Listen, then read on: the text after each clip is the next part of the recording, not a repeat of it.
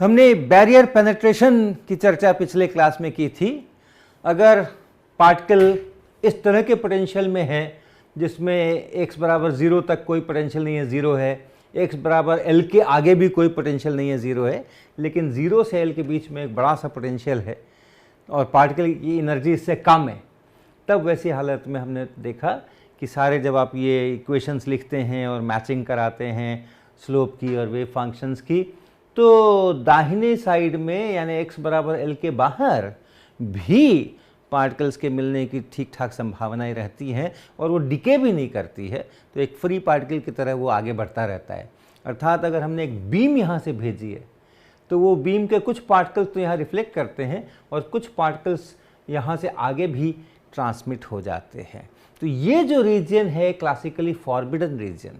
अगर हम क्लासिकली सोचें तो पार्टिकल जिस समय में x बराबर 0 से चल के x बराबर L तक पहुँच रहा होगा, जिसके बाद वो इधर निकलेगा, उतनी दूर के लिए, उतने समय के लिए अगर हम क्लासिकली सोचते हैं तो हम पाते हैं कि नहीं ऐसे तो हो ही नहीं सकता, क्योंकि उतने टाइम के लिए टोटल एनर्जी कम है, पोटेंशियल एनर्जी ज़्यादा है, काइनेटिक एनर्जी नेगेटिव है, तो ये तो होएगा ही नहीं कभी, इधर तो पार्टिकल्स आएंगे ही नहीं कभी।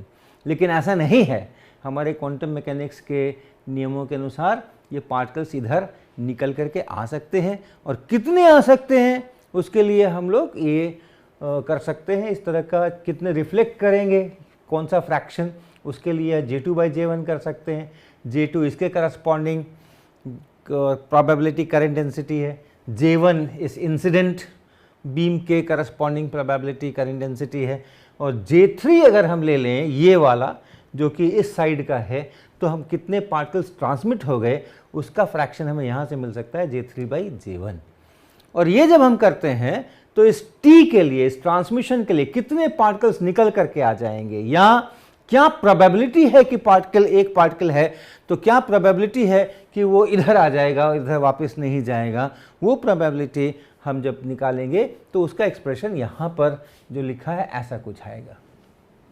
एनर्जी, जितनी एनर्जी है उस पार्टिकल की, V0 जो बैरियर की हाइट है 0 से, V0 माइनस ई यानी कि एनर्जी जो है और बैरियर उसके बीच कितना हाइट का डिफरेंस है, और फिर इसी तरीके से ये आप देख रहे हैं साइन हाइपरबोलिक, ये एक फंक्शन है साइन हाइपरबोलिक, और वो इस प्रकार का फंक्शन होता है साइन हाइपरबोलिक ऑफ x यानी e पे पावर x और माइनस e पे पावर माइनस x/2। इस फंक्शन को हम लोग साइन हाइपरबोलिक x कहते हैं। साइन में और साइन हाइपरबोलिक में फ़र्क है, जो साइन x होता है वो e पे पावर ix माइनस e पे पावर माइनस ix/2 i, ऐसा ये साइन x होता है, और ये साइन hx बोलते हैं, साइन हाइपरबोलिक x ऐसा इसको बोलते हैं। और अगर आप साइन हाइपरबोलिक ऑफ ix ऐसा लिखने की कोशिश करें, x की जगह ix लिखने की कोशिश करें, तब ज़रूर ये e पे पावर ix यहाँ पे माइनस e पे पावर माइनस ix, x की जगह पर ix और बटा 2 ऐसा। और अगर आपने इसको यहाँ पे i से भी भाग लगा दिया तो ये है साइन x। तो ये इसका आपस का थोड़ा इस प्रकार का रिलेशन आप सोच सकते हैं। अगर ये आर्ग्यूमेंट कॉम्प्लेक्स हो जाए तो ये साइन बन गया, और अगर आर्ग्यूमेंट इसका ये रियल है तो फिर ये इस प्रकार का फंक्शन बन गया। तो ये फंक्शन यहाँ पर है ऐसा। तो काफ़ी लंबा चौड़ा एक्सप्रेशन है कैलकुलेशन करने के लिए, लेकिन एक आसान बात ज़रूर होती है, और वो ये है कि अगर ये जो बैरियर का हाइट है एनर्जी के ऊपर, इतने बैरियर को उसको निकालना है, ये इसके लिए दुष्कर कार्य है, तो ये बैरियर की हाइट कह सकते हैं इससे ई के ऊपर, और ये जो विड्थ है कितनी दूर तक उसको इन दुश्वारियों में से गुजरना पड़ रहा है वो, तो ये विड्थ अगर बढ़ाएंगे तो भी ट्रांसमिशन घटेगा। यहाँ पर L² है, देखिए ये L² है, अगर ये विड्थ बढ़ाएंगे तो भी ट्रांसमिशन की प्रोबेबिलिटी घटेगी, और ये हाइट अगर ये हाइट अगर बड़ी होगी तो भी ये बढ़ेगी, इसकी प्रोबेबिलिटी जो है ये घटेगी। ये V0 माइनस ई यहाँ पर है। तो अगर ऐसा V0 हो और ऐसी एनर्जी हो और ऐसा L हो, ताकि ये ट्रांसमिशन की प्रोबेबिलिटी बहुत कम है, बहुत ही कम है, 1 की अपेक्षा बहुत कम है। तब ऐसी हालत में इसको अप्रॉक्सीमेशंस कर सकते हैं और ये अप्रॉक्सीमेट होकर के लगभग हो जाता है e पे power -2 times gamma L. Gamma आपका वही है square root 2m v0 minus E by H cross square. ये जो डिफरेंस है ये v0 माइनस ई, ये डिफरेंस तो 2m v0 minus E by H cross square. तो ये बहुत सिंपल सा एक्सप्रेशन है, इसको आप कैलकुलेशन आसानी से कर सकते हैं। और अगर बैरियर ऐसा नहीं हो करके ये स्क्वायर बैरियर है, स्क्वायर बैरियर नहीं हो करके उसकी शक्ल कुछ और हो, यानी जैसे बैरियर हमने यहाँ पर ऐसा डाला है, मान लें कि हमारा बैरियर कुछ इस प्रकार का है, ऐसा कुछ बैरियर है,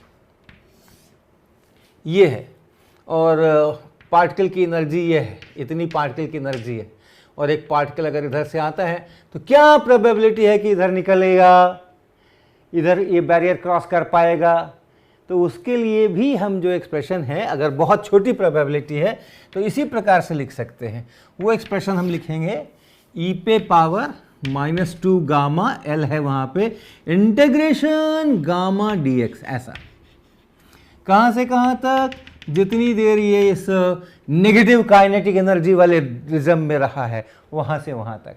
अगर इसकी एनर्जी इतनी है और ये x का ये वैल्यू और x का ये वैल्यू, इतनी दूर के अंदर में अगर पार्टिकल को रहना है हम सोचते हैं, तो फिर वो क्लासिकली फॉरबिडन रीजन में है। तो उसका जो लिमिट्स है x1 x2 वहाँ से वहाँ तक आप इसको इंटीग्रेट कर देंगे तो ये इतना प्रोबेबिलिटी है इसके बाहर निकलने की, ऐसा। तो ये एक वर्किंग फार्मूला है जिसको कि आप इस्तेमाल कर सकते हैं।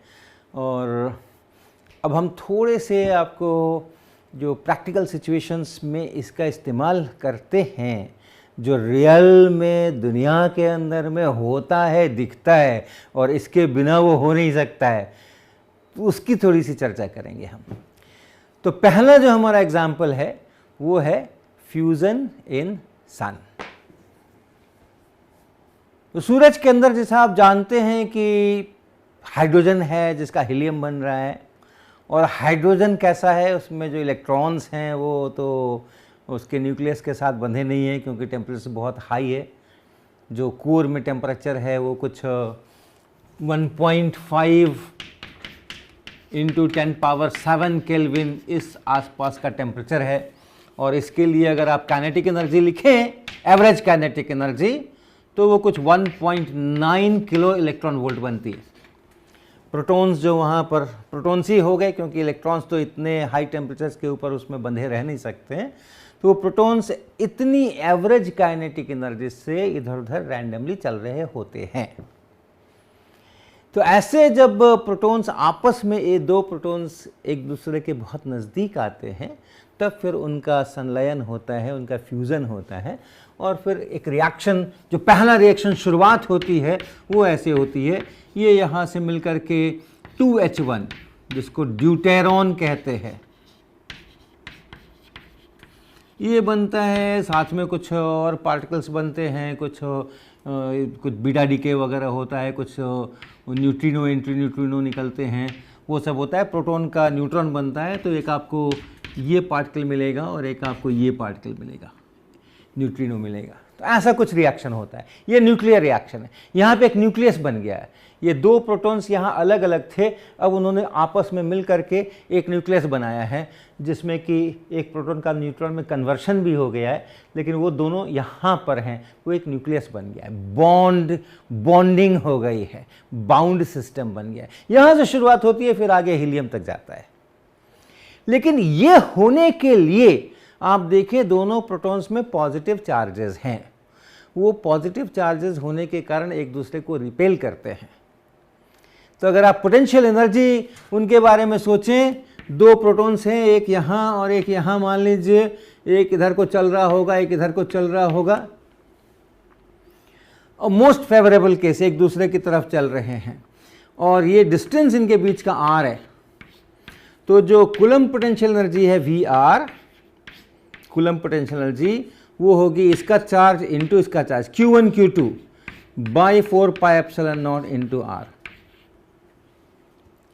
अगर आप इसको प्लॉट करें R इधर, तो ये 1/R की वैरायटी है, यानी इस तरह का प्लॉट इसका आएगा, ऐसा कुछ प्लॉट इसका आएगा। लेकिन अगर ये डिस्टेंस बहुत कम हो जाए, जिसको हम न्यूक्लियर रेंज कहते हैं, जो कुछ 2, 3, 4 फेम्टोमीटर तक उसका रेंज कहा जा सकता है, उतने नज़दीक अगर आ जाएं तो इस कूलम्ब रिपल्शन के साथ साथ एक न्यूक्लियर अट्रैक्शन भी शुरू होता है, जो कि बहुत स्ट्रॉन्ग होता है कूलम्ब से, और इसलिए उसकी पोटेंशियल एनर्जी अगर हम लिखेंगे तो वो अट्रैक्शन वाली पोटेंशियल एनर्जी होगी, ये रिपल्शन वाली है, तो वो एक नीचे नेगेटिव साइड में आप उसको ले जाकर लिख सकते हैं। यानी अगर आप ये मान लीजिए यहाँ तक में सोचिए कि न्यूक्लियर फोर्स इफेक्टिव हैं, इसके बाद से न्यूक्लियर फोर्स इफेक्टिव नहीं है, तो जो पोटेंशियल है हमारा, ये इसके बाहर तो यही रहेगा, इसके बाहर तो यही रहेगा, लेकिन इस रेंज के अंदर में ये कूलम्ब से बहुत ज़्यादा तगड़ा वो अट्रैक्शन है, तो इसलिए ये पोर्शन यहाँ से ऐसा नहीं हो करके और एक नीचे की तरफ ऐसा कुछ ऐसा कुछ ऐसा कुछ इस प्रकार का कुछ पोटेंशियल इसका बनेगा। ये अट्रैक्शन का रीजन है। तो अगर पार्टिकल्स आते आते उनके बीच की दूरी घटते घटते यहाँ पहुँच जाए, तब फिर वो अट्रैक्शन शुरू होगा और तब फिर ये रिएक्शन होगा, ऐसा हम सोच सकते हैं।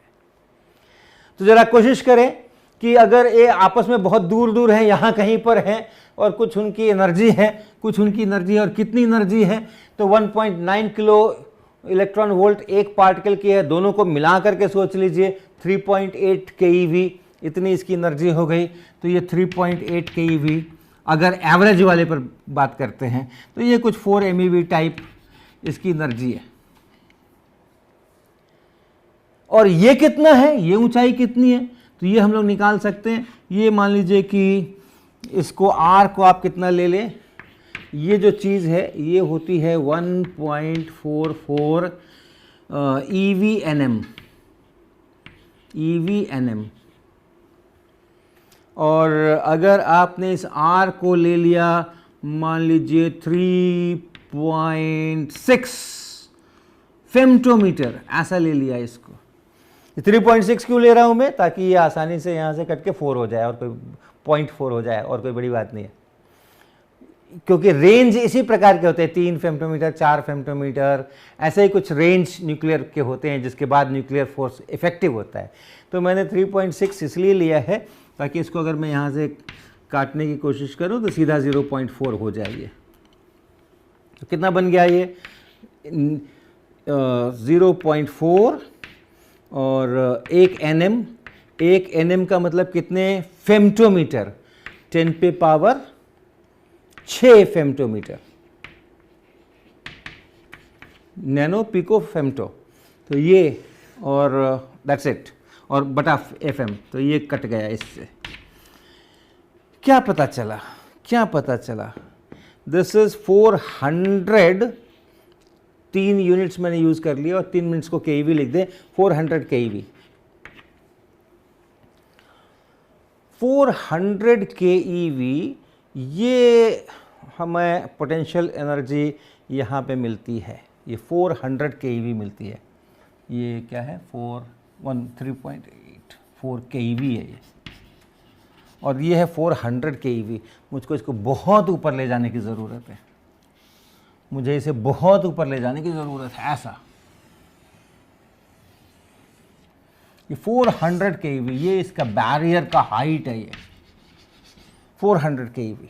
अगर हम 3.6 फेम्टोमीटर पर देखते हैं तो, क्योंकि इसके आगे न्यूक्लियर फोर्स तो इफेक्टिव नहीं है, केवल कूलम्ब फोर्स है, उसके कारण से जो पोटेंशियल एनर्जी है वो 400 keV निकल के आ रही है। और प्रोटॉन्स की एनर्जी है कितनी, दोनों प्रोटॉन्स मिला करके एक सिस्टम मान लें, उसकी एनर्जी है कितनी, काइनेटिक एनर्जी है कितनी, 3.8 keV। तो चूंकि ये डिस्टेंस कम हो रहा है, R अधिक से हम कम की तरफ आ रहे हैं, तो यहाँ आते आते ये क्लासिकली फॉरबिडन रीजन है, यहाँ पे नेगेटिव काइनेटिक एनर्जी होगी अगर क्लासिकली आप सोचेंगे तो। और इसलिए ये एक बैरियर है, ये एक बैरियर है, और इस बैरियर को क्रॉस कर सकता है क्या, बाहर निकल सकता है क्या? अगर ये क्लासिकल मैकेनिक्स की ही दुनिया होती तो नहीं, लेकिन दुनिया हमारी उससे नहीं चलती है, दुनिया हमारी क्वांटम मैकेनिक्स से चलती है। और इसलिए ट्रांसमिशन e पे पावर -2 गामा l या 2 इंटीग्रेशन गामा dx, ये हम यहाँ से यहाँ तक करें तो इतनी प्रोबेबिलिटी तो है कि ये पार्टिकल इस तरफ अपीयर करे, यानी r का मान इससे कम हो जाए। और एक बार इससे कम हो गया, अब कोई बैरियर नहीं है, अब पोटेंशियल एनर्जी बहुत कम है और टोटल एनर्जी बहुत ज़्यादा है, अब कोई बैरियर नहीं है, अब वो आसानी से एक दूसरे के नज़दीक जा सकते हैं। तो ये एक बड़ा कारण है न्यूक्लियर फ्यूजन होने का। टनलिंग होती है, बैरियर पेनिट्रेशन होता है, क्लासिकली फॉरबिडन रीजन बीच में होने के बावजूद भी पार्टिकल्स दूसरे साइड में अपीयर करते हैं। इसी कारण से प्रोटॉन प्रोटॉन के बीच की दूरी घटती है इतनी कि न्यूक्लियर फोर्स इफेक्टिव हो जाए और ये रिएक्शंस इस प्रकार से शुरू हों, और आगे भी इसी तरह से रिएक्शंस होते हुए हीलियम तक मामला पहुंचे। हालांकि एक और चीज़ ज़रूर बताने की ज़रूरत है कि ये एवरेज काइनेटिक एनर्जी है। कुछ प्रोटॉन्स इससे बहुत ज़्यादा काइनेटिक एनर्जी वाले भी होंगे, कुछ इससे बहुत कम काइनेटिक एनर्जी वाले भी होंगे। तो जो ज़्यादा वाले प्रोटॉन्स हैं उनके यहाँ पर निकलने की प्रोबेबिलिटी अधिक होगी, लेकिन फिर भी 400 keV तक कितने प्रोटॉन्स बचेंगे, जबकि एवरेज 3.9 है। वो फ्रैक्शन इतना कम है कि उससे वो फ्यूज़न हो करके और हमें इतनी सारी धरती के ऊपर ऊर्जा नहीं मिल सकती थी। तो थोड़ा उसका भी हाथ है, जिसको हम कहते हैं Maxwell speed distribution. High speed वाले भी कुछ तो प्रोटॉन्स होते हैं जो एवरेज से बहुत ऊपर होते हैं, तो उनका अपना योगदान है ज़रूर, उनके लिए बैरियर पेनिट्रेशन की भी प्रोबेबिलिटी अधिक है। और लेकिन बैरियर पेनिट्रेशन होना ज़रूरी है, अन्यथा तो धरती नहीं हो सकती थी।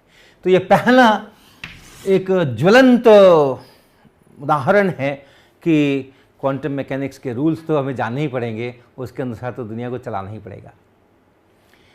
एक दूसरा हम एग्जाम्पल लेते हैं जिसको हम कहते हैं स्कैनिंग टनलिंग माइक्रोस्कोप।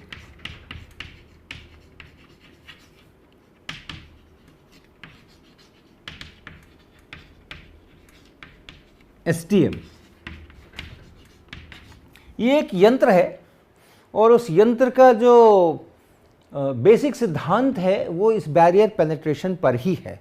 और वो ये है कि अगर हमारे पास कोई एक मान लें मेटल का सरफेस है और एक दूसरा मेटल का हम टिप बना करके लाते हैं, बहुत नुकीला टिप, और ऑलमोस्ट ये लास्ट में जो एक एटम ही बचा है जिसको कि इससे इंटरेक्ट होना है, और इसको हम बहुत क्लोज एक दूसरे के रखते हैं, और यहाँ जो फ्री इलेक्ट्रॉन्स हैं या इस जगह पे यहाँ पर एटम्स हैं और इलेक्ट्रॉन्स हैं, इस मेटल के सरफेस पे सब फैले हुए एटम्स हैं, और फिर यहाँ उनके बीच में इलेक्ट्रॉन्स हैं जो कि मूव कर रहे हैं।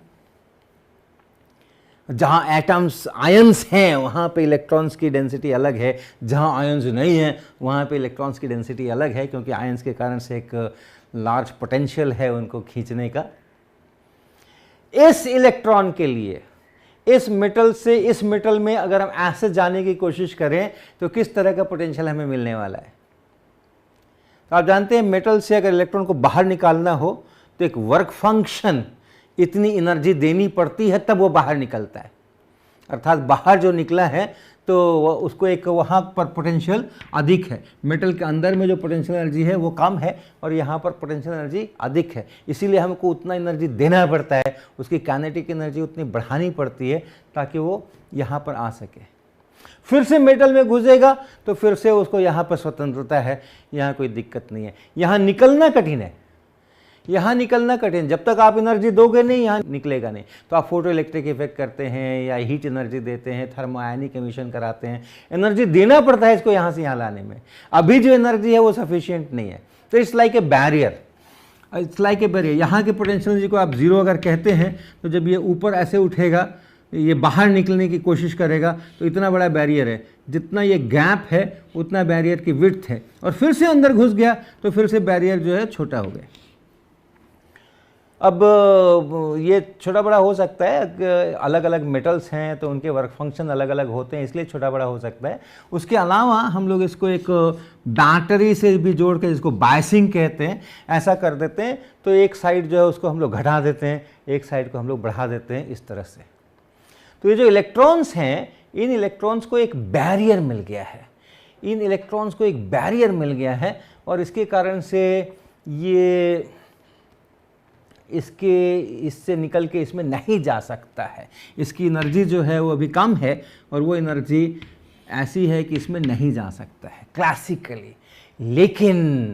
लेकिन क्वांटम मैकेनिकली इसको इधर जाने की एक संभावना है, वो प्रोबेबिलिटी है। और इस टिप की विड्थ, इसके जो सेपरेशन है, इसको हम बहुत कम कर दें, और इसको बहुत कम कर दें तो ये संभावना बढ़ती है, और तब ये इलेक्ट्रॉन्स यहाँ से यहाँ पहुँचते हैं, बैरियर टनल करके यहाँ से यहाँ पहुँचते हैं, और फिर एक करंट इसमें से गुजरता है।